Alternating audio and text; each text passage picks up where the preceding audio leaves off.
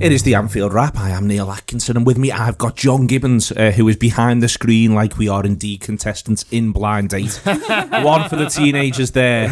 I've got Andy Bell and I've got Philippa Smallwood.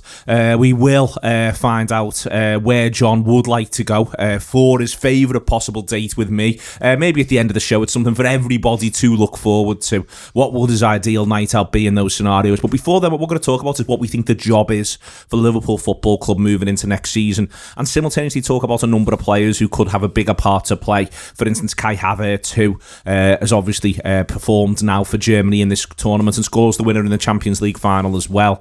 But it is the question, I think, Philippa, is what is the bar? Where is the bar? And I think it's difficult to tell now looking back into last season, because City end up with 86 points and there's a lot of people saying, oh, and they conceded only 3 fewer, and everyone's raving about Diaz and all of that sort of stuff. They end up with 86 points at the end of the campaign. For me, there is a thing there where they go on a run that was a 100-point run. They show the capability of doing that, but it's in the COVID environment. What do you think Liverpool will think they need to do to be able to, at the very least, take trying to win the league until the last game of the season? I think probably 90. So you think 90? I think 90, but I think that it kind of simplifies things if you say you need 100 and you say just try and win every single game. Like, don't do what, teams used to do in like the 2000s, where it used to be if you go to Chelsea and you get a draw, it's fine. You can pick up the points elsewhere. I think if you just treat every single game like you have to win it, it kind of just simplifies everything.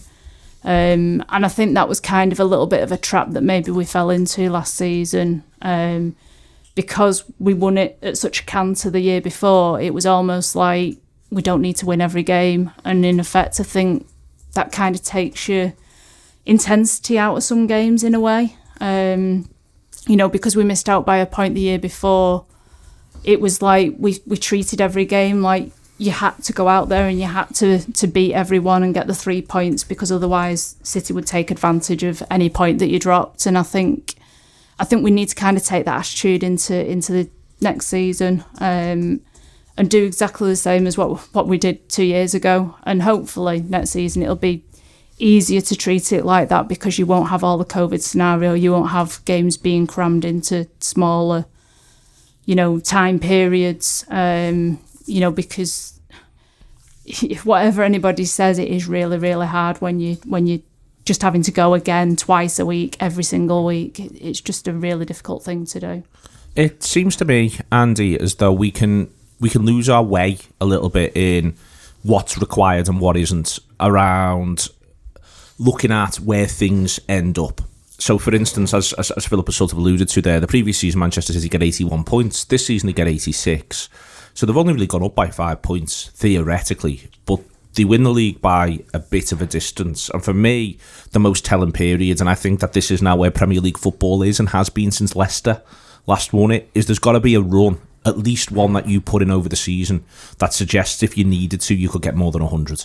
That's what I think. I don't think there's any, I don't that therefore doesn't mean you need to get more than 100, but there needs to be a point where everyone's going, these characters might just win every game for the rest of the season if they need to. Yeah, and I think that's what I was thinking in the first half of last season, when we were actually still doing very well for 2 or 3 months after the Van Dijk injury. It was like Man City were dropping points left, right and centre. I think the first time they really look like champions is when they go to Chelsea and win 3-1 in that game where they're 3-0 up at half time, and De Bruyne is just like absolutely unplayable as he was for a lot of last season.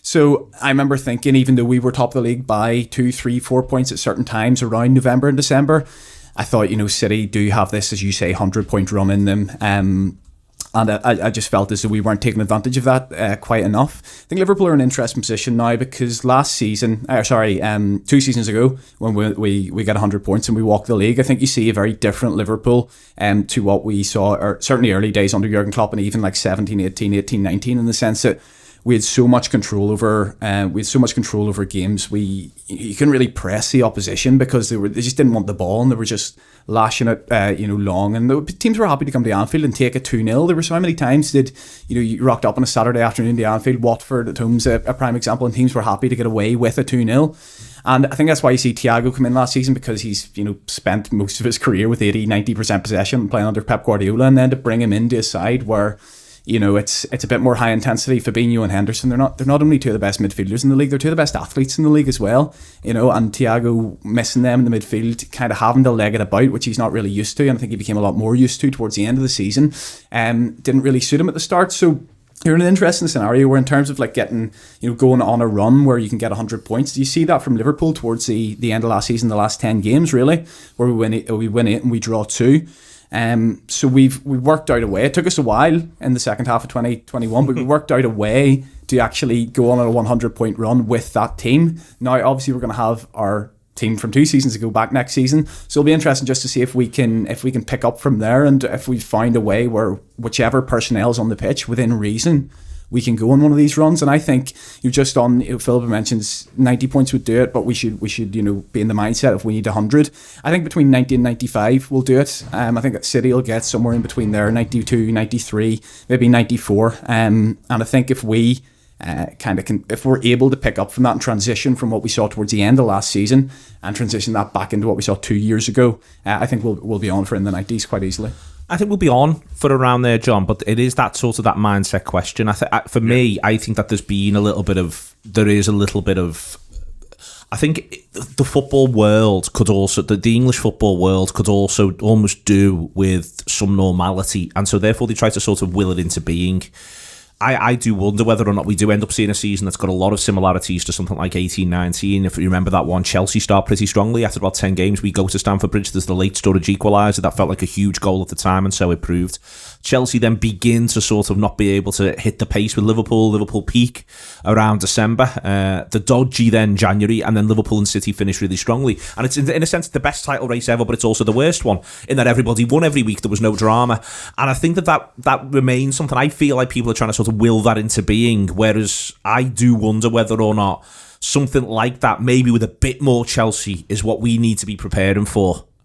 Yeah, it's really hard, isn't it? It's really difficult. And I was listening to Philippa before, and talking about the idea of how we went into 1920, which was the idea you win every game, and how that was a clear message, and how that was beneficial to this team. And I completely agree with everything that she said, but there is a risk to that, in that, well, what happens if you get beat? So if you go out to your squad and tell them they've got to win every game, well, what if we lose to Chelsea third game of the season, or we're on 7 points and then we go to Leeds and we get beat at Leeds United because the full house, the rabid, all that sort of thing, and they're a good team and they do, yeah. And I think that's the problem, isn't it? Is that if you're telling your team, send your team out and telling them all summer, that it's 100 points, it's winning every game, it's mad, and if you stutter a little bit, how do you sort of change that message? And I think that's always the risk, isn't it? And look, there's risks either way. I'm not saying we Klopp wants to sit them down in the summer and say, okay, we're all right to lose 5 games, because as you say, then everyone's like, oh, okay, well, it doesn't really matter if we get beat at Leeds, you know what I mean? And so,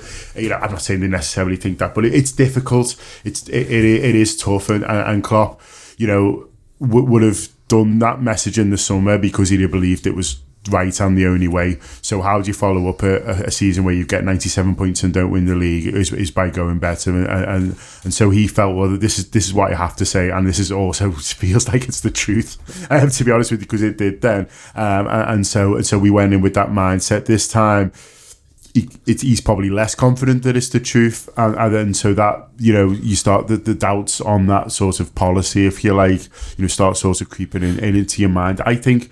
Sorry, were you trying to get in there? Yeah, I was just going to say. I wonder if there's a thing where it's, you need to always be on the verge of winning 10 on the bounce. Yeah. If you see what I mean. I wonder if that's the mentality, that you're not always going to win 10 on the bounce, but you need to be on the verge of winning 10 on the bounce. You need to always be on the verge of going on the run. Yeah. And it wouldn't surprise me if next season, genuinely, see how the fixtures fall, because it does have an impact, but it genuinely wouldn't surprise me if all of Liverpool, City and Chelsea all managed to do the run at some point. And that's when it does get terrifying, because you might, because when we're stuttering, City might be on their run, at which point then every drop point feels even more magnified and even more in focus. But then the flip side is, if you feel as though, but don't worry boys, there will come a point where we take 33 out of 33, and and I think that's a really difficult message, I'd say, because normally what happens in these things, and it's not always the case, but normally what happens is whoever gets on the run first breaks the spirit of everybody else. Chelsea under Conte as an example. Yeah, and that's why I think if you offer Klopp now touching distance first of March, you'd take it. And by touching distance, I mean, you know, maybe Liverpool are 2 points ahead, or maybe Liverpool are 2 points behind. But it's you know, it's a capability of, you know, go on a proper run in and you probably win it. I think he'd bite your hand off. Also because I think Pep would probably be a bit nervous about that. Like, as in, you know, look, you know, you mentioned 18 and 19, they do it in that season, though, did they go on the great one? So I'm not saying they're not capable, but I think Pep Guardiola's preference is always blow everyone out the water, you know, early, and then be able to, you know, even shift your focus to the Champions League a little bit. I think that's how he would sort of, that's how anyone would rather win the league, but I think that's how he sort of plans his season, you know, almost. So I think Tuchel would take touching distance first of March, and I think Klopp would bite your hand off for it, and I think part of the reason for that is what you said before, Neil, is that, you know, we can't say, you know, last season was the mad season, but this year we'll go back to sort of normal, because we don't know what next season's going to look like. There's the African Cup of Nations thrown in there as well. There's the Olympics, so they keep seeing these mad squads. So on the other day that Alisson was in, I was like, someone's having a laugh here. I was reassured by the Brazilians that this is just a mad thing they do, and he won't be going. So that was nice. But generally speaking, there's all these other things. And then also there's obviously the COVID thing. There's obviously the fact that, you know, players are still being asked to train in slightly unusual situations. There's you know, the idea of, you know, life isn't just back to normal, even if we want to will it to be in or want it to be in. And so, but I think by next March, you know, I think the idea of being in a situation where we're able to go, okay, if we can just get to then in a really good position, then I'm confident that we can go on a run to win the title. And so I think that'll be the aim of the football club, and I think that's what they'll be talking about. And I think that is a message you can give it over to the squad, is that, okay, we're after the title challenge, let's focus, you know, turn of the year or whatever it is, or going into spring. Ferguson used to say Easter, didn't he? You know, depends when Easter falls. I mean, you know, that's a whole other debate. I think it's wild what they do with Easter, to be honest. I think Ferguson used to decide when Easter was. Up there with the fixture computer. Maybe he did. There should be stronger Easter rules for me. But you know, we can't get into that. But I think that's what Klopp will be aiming for, and I think that's why he'd probably be saying something like to the squad. Quickly, the only game in town is trying to win the thing, and we're all as one on that. So therefore, that's why it is how you go about that. The other part within this, Andy, is we're now on effectively two seasons of the last three, where it was English side versus English side in the Champions League final. There's bits and pieces where I still think Tottenham's run was nice, to be quite honest with you. Yes, they had to beat City. That wasn't nice, but the point is that the English opponent to Liverpool's run was nice. You know, we had Bayern Munich and Barcelona going through ours as well with the usual sort of Porto involvement. They ended up with what they ended up with, but you know, I do sort of look around and think that this is what we're also getting set up for. What we also need to get set up for is the idea that this isn't just about going deep into the league and taking that to the last game of the season. It's that simultaneously, a la 18-19, you're also trying to go all the way in Europe. And that's what I think this squad, those players, that manager will want, will deserve. But it's also why we pay out the wage budget we pay out. Yeah, definitely. And listen, you know, you talk about the likes of Mo Salah and Sadio Mane. You ask them, you ask us 2 seasons ago, and we obviously say we'd rather win the league because we hadn't. Well, a lot of us hadn't seen us win the league in our lifetimes. Me certainly. But I think you ask Salah and Mane and players like that, of those those elite mindset players, and they'll say the European Cup all day long, and that's the one, because that's you've got your 2 games where you have to perform. You have to perform in that game, and you can have a bad week in the league and grind out a result or take a draw here and there, depending on what points total you need. But it's a bit, the European Cup's just always mad to predict, because if you hit a decent team in a period of form in the league where you're not doing so well, you can find yourself out. And if we'd have played Atletico Madrid 2 years ago, in the first half of the season, I'm sure we would have beaten them. I'm absolutely sure we would have. In terms of like last season with the Champions League, I think it's no surprise. A lot of people were very annoyed and kind of making judgments about the 4 teams that were in the European Cup semi-finals, and them all kind of being the teams who have quote unquote ruined football in the last few years. But I think it's teams like that who don't really have the soul, who don't really have the heart and passion and city, like for example Liverpool behind them, or even Manchester. It's for me, the way I saw it was you put robotic teams like Manchester City in a robotic environment, and they're going to thrive because external factors are taken out, and there's no fans there to. One thing I always remember when we played Man City in January. Every time we've played Man City at Anfield, when we've been pressing, they've looked absolutely terrified. Whereas when we were pressing them in January, we looked like the ones that were terrified that they were going to play through us. And I think that's all the crowd, and I think that's going to play a massive factor in it. So it's very difficult. You look at the climate of the European leagues at the moment. You've obviously got La Liga, which looks very weak. I think obviously Atletico won it last season. They probably are the best of the three, but Real Madrid have won it the last few years while not being very good at all and not really showing that in Europe. Even the team this year that knocked us out, you read about what things coming out of the camp, and the players are quite annoyed because they thought that Real Madrid weren't a particularly good side, and we probably shouldn't have gone out in that game. And obviously you've got the stuff in Ligue 1, and PSG are in a bit of a crisis right now because of what's happened with the TV deal over there. 3 of the last 10 years they've lost the league title to teams who should be nowhere near the league. You've got Montpellier, I think 10 years ago, Monaco, and then Lille this year. So for them to be doing that, you can't afford to do that if you're kind of bottling as much as what they are in the European Cup. So it's just impossible, really. I think it's even impossible to predict teams in the Premier League and how good they're going to be. There's so many instances over the last sort of 5-10 years where teams kind of come up out of nowhere. They've been riding the crest of a wave, and they've kind of done well, and it's impossible to kind of predict who that team's going to be. And Thomas Tuchel and Chelsea are an interesting one because what everyone says about him is his big problem is his man management, and he kind of hasn't had the time to do everyone's head in yet at Chelsea. You know what I mean? So they've been right. Well, it's more than the crest of a wave at Chelsea because they've been going on this incredible run since November. But it'll be interesting to see next season if they do have a tricky month. They do hit the bumps in the road, whether cracks do begin to appear mentally as well as with the footballers on that side. So yeah, there's so much up in the air, and I'm just looking forward to it, to be honest. I'm looking forward to it, Philip, but I think it's right what Andy says there. But I think for Liverpool, given you go through the ages of the squad, and you can rightly see it as a negative, as an issue, as a question mark. But the flip side is, if you are Mo Salah especially, but also Fabinho, Fabinho's turning 28, Thiago's 30 going on 31, Henderson similar.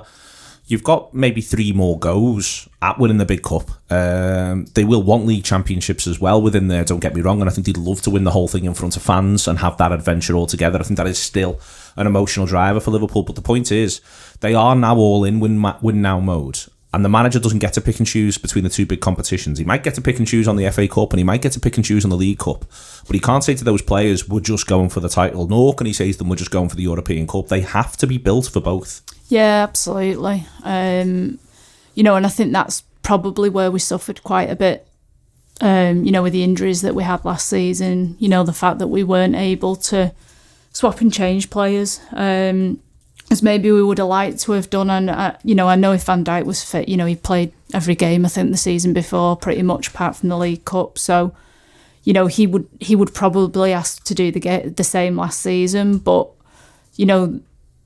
you wouldn't have had Gomez playing every game, for example. You wouldn't have had Matip playing every game.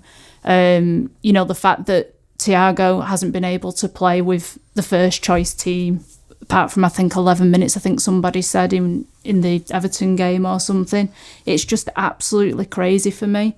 And I think my biggest concern, about whether or not we can achieve both next season or get one of the big ones is, how our players come back from these serious injuries. I know we're getting Kanate in, but for me, he will take time to settle as well. He's not an experienced player in a sense. He's still young.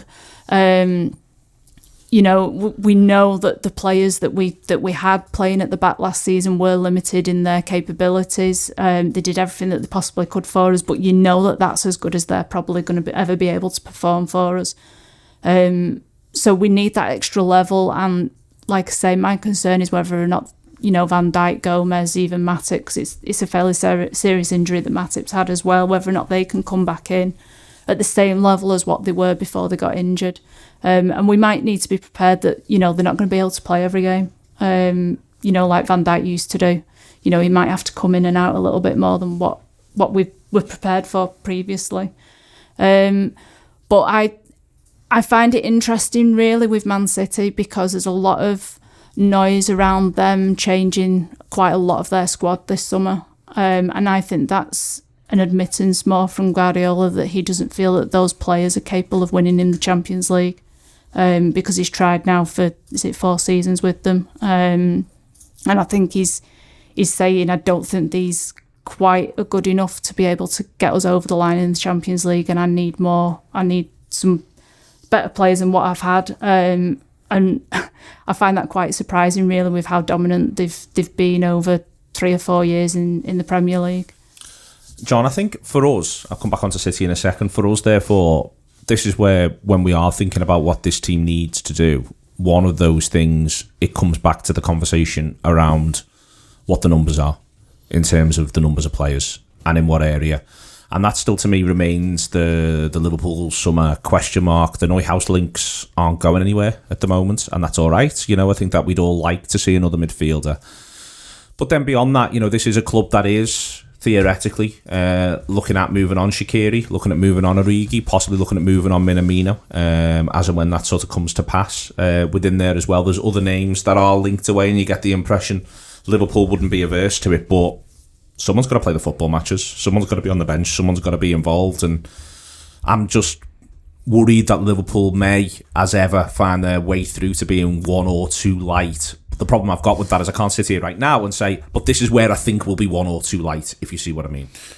Yeah, me and you recorded some videos, didn't we, called The Squad, which are going to be going out over the next couple of weeks on our video subscription service, and it was an interesting experiment. I hope it's interesting for people to listen to or watch, but it was certainly interesting for me to do in terms of looking at the squad sort of area by area. And you know, you soon get into the sort of realization, if you like, of well, there's numbers everywhere, but do you have everyone that do you want to do each sort of specific job that a sort of squad needs? And so, you know, if you might say for midfielders, you know, in theory we have enough midfielders, but you know, have we got enough to A, stay fit, and B, to play in each of those positions we want? And so, you know, the base of the midfield, for example, has lost someone in Wijnaldum who did play as a 6, and you might say, well, I didn't really like him there or whatever, but the point is he did play games for Liverpool there. And so, you know, even if you keep our midfielders fit more next season, you know, you've still got, I'd say, more midfielders who like looking forward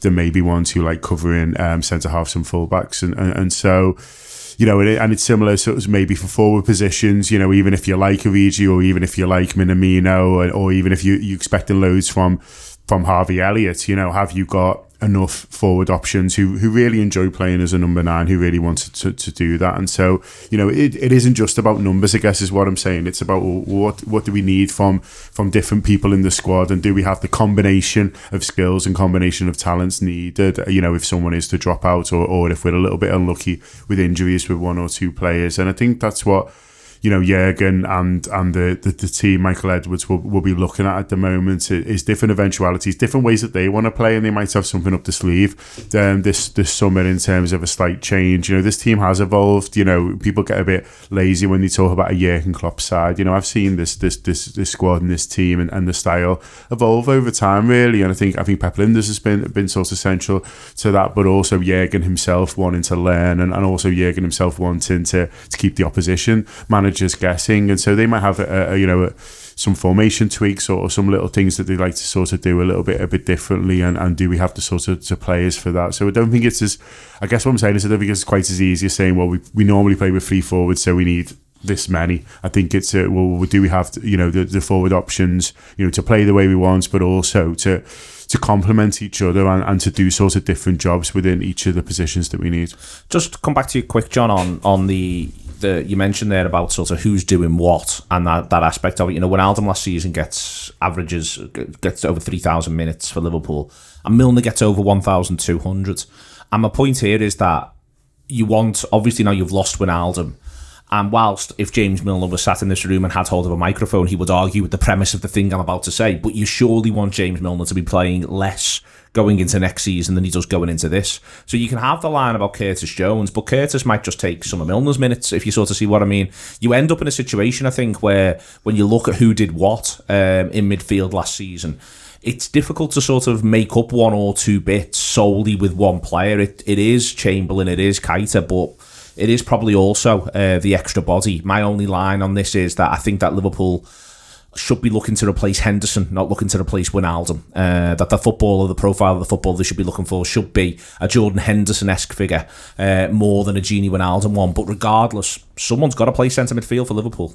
Yeah, and someone's got to play at the base, and someone's got to, play high up, or whoever it is you want to play, whether it's a flat 3 or whether it's a 2-1 or 1-2, you need players to play in all those positions. And one of the reasons Wijnaldum plays so many minutes was because not just because he's fit all the time, but because he was so versatile and so he could do different things. And that's why, I think that you can't just, offer me a more fit Naby Keita or a more fit Alex Oxlade-Chamberlain next season and say, we'll be fine then, because they can't necessarily do the same jobs. And so I think Henderson, is the one for me that they should be looking at in terms of looking to, a similar sort of player to him is someone who I'd be looking for the midfield option, someone who can play as a 6 or someone who is happy, if we say we go 4-2-3-1 to play there, but maybe, but not necessarily a Fabinho, not necessarily someone who's, who is sort of more of a sitter, albeit that's sort of damning Fabinho a little bit because obviously his passing range is sublime, but the idea of someone who can sort of sit there,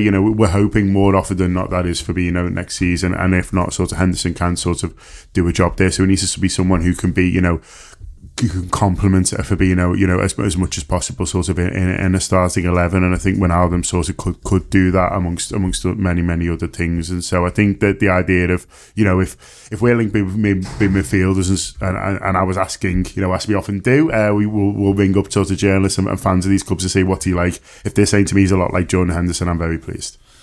It's on the Neuhaus question. It does look as though it is determination from Liverpool. It looks as though there is something that is serious there, Philippa. As I say, looking at the sort of range that he's got, the idea that he's got a few goals in him. It is a range of passing question. He doesn't seem to be quite as what's the word I'm looking for here? He's not the sort of the clear obvious sitter, nor is he the clear obvious sort of 10. He does have a little bit of an 8 aspect in him, but also more stuff around, being able to be bits and pieces of a 6, deep line playmaker, sends the ball, all of that sort of stuff. For me, he feels when John goes through you don't just want the player, you don't just want another body, you need to sort of have a sense of where that is. If Liverpool are going to continue with 4-3-3, a lad who is 6/8 to me feels smarter than a lad who is 8/10. I'd agree.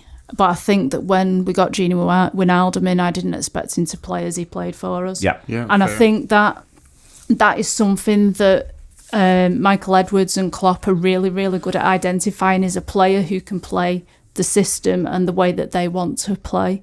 And, maybe he can play in several different positions. I'm no expert on any player that we're after, basically. And I just think that they've done enough to show us that they identify the right sort of players that we require, that's going to fit within our system and play in the way that they want to play. And I think John's right.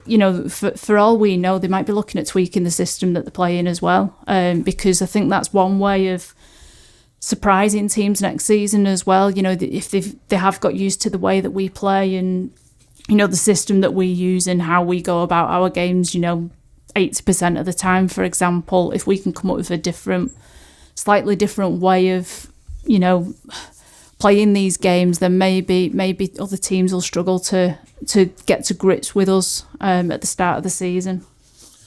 On the what are you looking for across the defence question, Andy, I still feel as though there are a couple more questions than answers. Both the cover fullbacks, for instance, perfectly reasonable to be subject to questions. But Philippa made the point earlier on about where Liverpool's centre-halves will be as and when they return. And even there, I'm thinking, could just be one light. Even with the Konate purchase, Gomez, Matip and Van Dijk, I think Liverpool may well just be one light. There is Nat Phillips, he's still around, linked away a couple of times. There is also Ben Davies, Liverpool are at least briefing that they're interested in doing something with. It wouldn't surprise me if that was true of either Phillips or Davies, in that the good thing about them is they're both down as homegrown footballers. But it would seem unlikely, at least, that Davies suddenly comes in and is starting the first league game of the season against Norwich, as far as I can see. I can't quite see how that happens.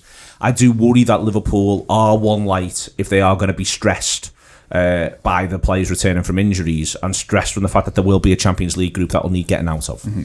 Yeah, I think it's interesting. There was a piece by James Pearce in The Athletic a couple of weeks ago, which kind of had a lot of insight into the squad and how Jurgen's thinking. And one of the things they said was that they see Ben Davies in that Robertson, Fabinho mould of somebody who needed 3 or 4 months to kind of get used to the physical side of things and how to play like a Liverpool defender. So who knows? Listen, it's a bit of a hard one to predict. You'd be shocked, though, wouldn't you?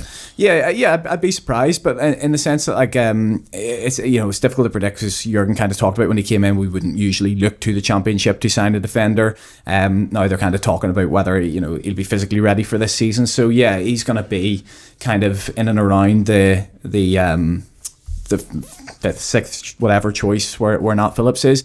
I think what Philippa says about the players coming back and where they're at is just the absolute key element to all of this, because if they're able to look at the sports science and they see that Van Dijk is, this was just one horror injury, he's absolutely right now, and he's going to go back to being this player who's just perpetually available for us every week. We can even throw him in the League Cup games and FA Cup games like we did at times. Then I think you're looking at being absolutely fine at centre half. As I say, there's been a lot of chat recently across Liverpool Twitter and the subscribers group about who's going to be the 5th or 6th choice, because we've relied on them so heavily this season. But the question I'd say to that is, when Van Dijk was in this 2 or 3 year run where he was fit every week and he was playing every week, how many times did we see our 5th or 6th choice playing a Premier League game? It wasn't at all. You'd be surprised to see Lovren come in at times. That's kind of as far as it got, and that's with injury-prone centre halves like Gomez and like Matip. Obviously, we've added Konate into that. We don't know how whether his injuries over the last few years are going to be something that's going to kind of be a theme throughout his career, or just a bit of bad luck. So I don't know. I think I'm sitting here and I'm happy enough with Konate at the back, as to say Liverpool know more about the sports science than what we do. It could be one of those even where there's no sports science answer on it. We don't know. It's it's never really happened before. He's never really had this bad injury since he's been at Liverpool, and we don't know whether he's going to have another bad one. But I think it's a case of you can't avert all potential risk, in the sense that you can't have a plan for Salah, Mane, Jota being all injured at the same time. Some of these things are going to happen, and if they happen, it's a 1 in 20 years kind of thing that happens, and you can't really account for it. And I think that's the case at the back. You can sign 2 more centre halves. What if all 6 of them get injured? That's theoretically possible as well. So there's a point where they say, listen, I have to take some sort of a risk here with it. And of course, Van Dijk could get injured for the season again, and we could be fucked again. But it's that's going to happen to anyone. So, and just dead quick on the fullbacks, I think. It all depends on what they've seen from Tsimikas. I still think Nico Williams is a very good backup right back. I watched him in a couple of friendlies for Wales. I know he gets sent off against France very unluckily, but he looked very, very good in that kind of right midfield position, and he looked like one of their better technical players, and was able to whip balls in and just looked very good, and looked to me like a player who's developed. And obviously he's been through the ringer at times at the start of last season. Wasn't really trusted after that, but I'm happy enough. If you told me Nico Williams and Tsimikas back up full back during the next season, I'm fine with that, to be honest. We'll get another look at those two and see what they're made of. My other part on the Davies question, we can talk about Tsimikas, John. He only plays 11 Premier League minutes. The thing I do wonder, I still remember seeing certain Liverpool sides at times, going back 3 seasons, where Klavan would pop up and do a little bit at left back here and there. It never looked nice, if I'm frank. It looked very unwieldy. But I do wonder whether or not with him, I would be almost, it's a strange thing to say, I would be almost less surprised to see him possibly appear as a slightly more conservative left back in a back four than to see him suddenly start to get games at centre half. Now maybe come pre-season, I'll be very much shown that the manager views him solely as a central defender. But I do wonder whether or not Liverpool might just sort of think to themselves, if we can have a 5th choice centre half here who can do us a little bit at left back in League Cup games, come off the bench here and there, still use Milner a little bit at left back for at least a season or so. I don't know, maybe I'm wrong, but there have been a couple of links away of Tsimikas in the last 48 hours or so. I do wonder whether or not when Andy's making the point there that you've got to take a risk somewhere, if that might be a risk that Liverpool feel as though they are prepared to take. Yeah, perhaps. I think it's an interesting one, and I think, look, he won't be the first centre half who gets minutes of fullback before they're fully trusted. I mean, it's even at Liverpool, we've seen that sort of countless times. Really, Joe Gomez the other side, who might play a bit of right back next season as well. I'd be surprised if he doesn't. Play at least a few games there. But he's someone, he started as a left back actually, didn't he? Yeah. And then gets sort of shifted to the other side, and now is a sort of established centre half. Obviously, Carragher plays both sides as well before it ended up in a centre back. So I think a defender that you like, but either don't completely trust right at the moment as a centre back, or there's just someone ahead of him. Getting your games at full back first has been a time-honoured tradition, isn't it? In football, and so. It is possible. It certainly is possible, and he looks a more natural fullback than Clavin, from what I've seen, which albeit is only sort of pretty Preston highlights at the moment. He has got a bit of pace about him. Obviously, his passing range is good. Crossing and things like that I've not seen. And listen, you wouldn't want him necessarily, playing every week there, or even necessarily a run, but someone you're able to use there in certain games, possibly there is, and that might be why that they are thinking about him, a little bit more than what people would expect. And we have to believe the stuff some sort of coming out the club really, which is that actually they haven't sort of given up on him. It's been very much an injuries thing as much as anything, but also a circumstance thing really with him. And I think there's a bit of that with Tsimikas as well. Be interested if they do trust him a little bit more when either the centre halves are a bit more established, or the stakes in the games aren't sort of quite as high as what they ended up sort of being at times last season. So yeah, it's an option for him, and if it's a way of him getting minutes, then obviously better for him as well. Therefore, Philippa, I would like to see them. So ultimately, I feel at the moment as though Liverpool, I would be surprised, could be wrong, and it's not off the basis of any inside knowledge, I hasten to add to anyone listening.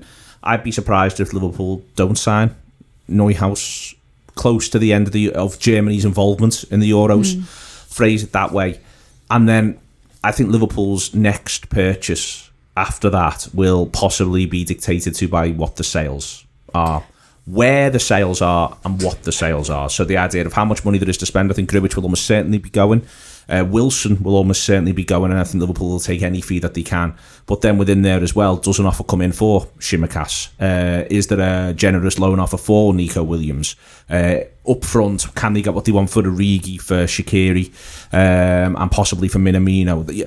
I think that Liverpool will almost go, we need another one of those midfielder lads. We got the other one of the centre-half lads. We put the money in on that. That's gone.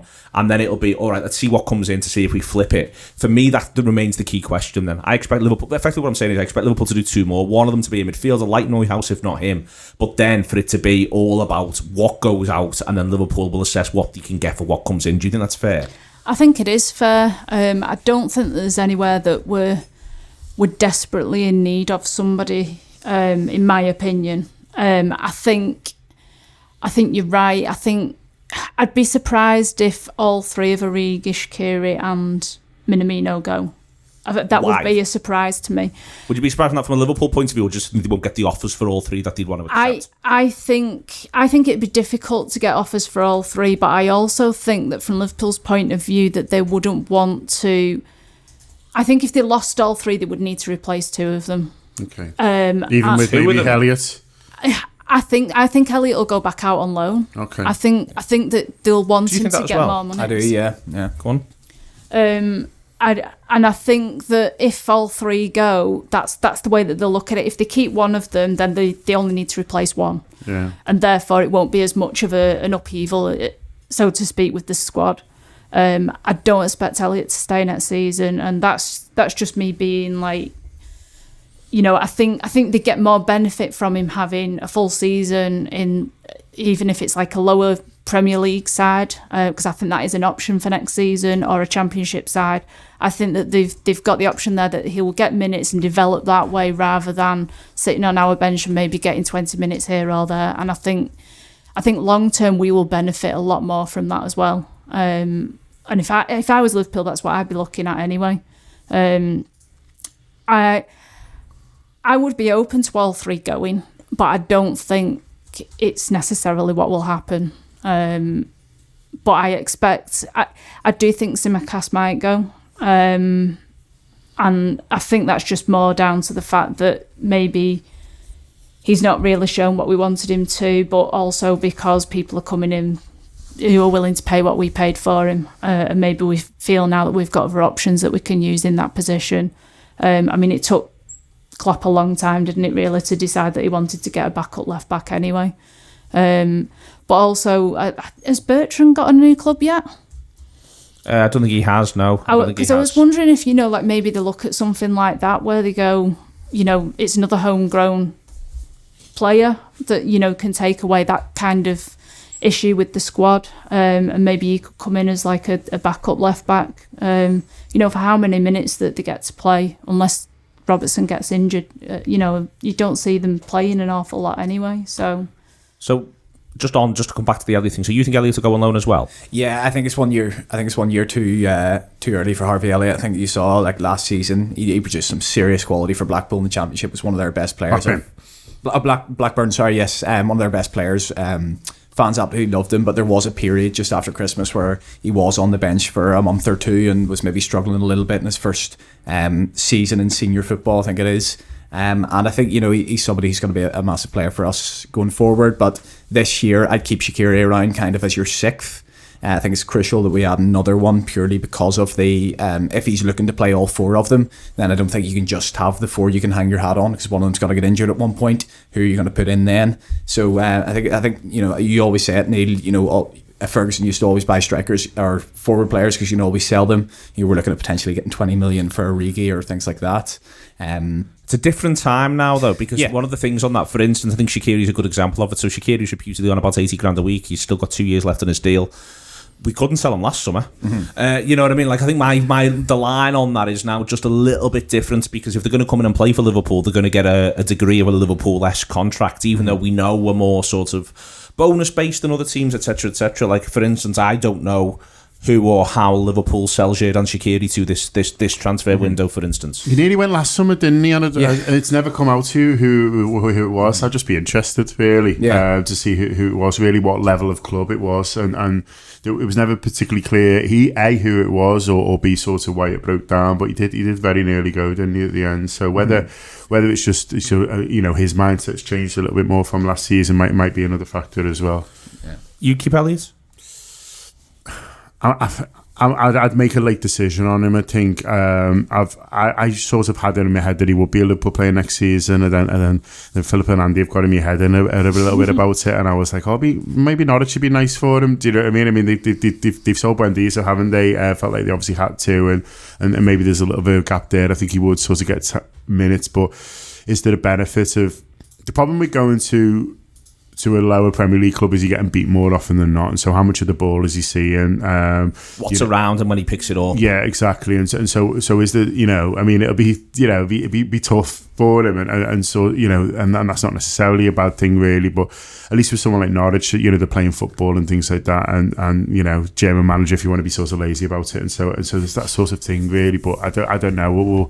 We'll see. But I think they'll probably make a late decision on him, is my cop-out answer, and that'll probably depend on who comes in as much as who goes out. Do you think they'll make a late decision on almost all of them in terms of both transfers? For instance, what's the Minamino plan? I think they'd probably have a fee now that they'd like to take for Origi, but do you think they're prepared to compromise? Where I still can't work that out with them, because they weren't that eager seemingly to compromise last summer, but there might not have been that much to compromise on, and a lot of what they've done effectively in the past has been around not compromising how they sell.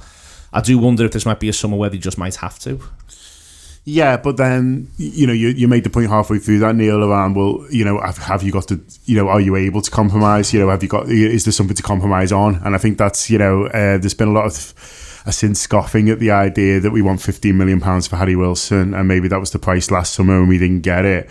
But if Michael Edwards was being honest with you here, he might say, well, it took 12 to come in, but no one even came in at that, you know what I mean? And so it's the idea of, who was coming in and what bids were we turning down? If we were turning down 8 to 10 million for Harry Wilson last summer, and those sorts of offers are coming in this summer, then I would say, yeah, you probably do need to, lower your expectations a bit. But if sort of no one's, everyone just wants to loan, then what, as you say, Neil, what is the sort of compromise on? I think there will be fees, I think, that they'll be looking for, and I think that's more where their focus will be rather than sort of when. I think they'll have made firm and fast decisions on most of the sort of players we're talking about, if not all, really. I think it's just dependent on what the market's like and who's able to sort of come in. And I think if anything is done late, then I think that'll be more on the buying clubs than it will be on us. So we all agree they're doing something Neuhausy, if not literally him. Just quickly, make the prediction. What else are they doing? I think they'll get a forward. And nothing at the back. It really just depends on if Tsimikas goes out. I don't think they'll get another central defender in, but I could be proved wrong and they might decide that they're going to go back for Kabak. I don't know, but I'd be surprised. I think they were going to do Kabak, they'd have done him. Yeah. Although we are stuck, wishing him well every Euros game. It's nice, isn't it's it? lovely. It's lovely, actually, I think. But it's a bit strange, but it's lovely. Yeah, I know, yeah. I do wonder if it might depend on how things go in pre-season. So they might look at, like, Gomez, Matip and... So just on that, I'll come back to you on that then, therefore you're saying they'll do a forward. This is sort of where I end up, is that I think that they'd like to do a forward and they'd like to move people on and they'd like to do a forward. But what they might end up doing is looking at where they are on, say, July the 30th, and they might take the money that they might have put onto a forward and put it onto another central defender if they don't have the sports science confidence. That's what I think we're looking at. I think that's fair as well. We're in kind of a unique position where these players haven't been able to go over to play in the Euros as well, so they're going to be back from day one of pre-season, so they're going to get game time before we start the season proper.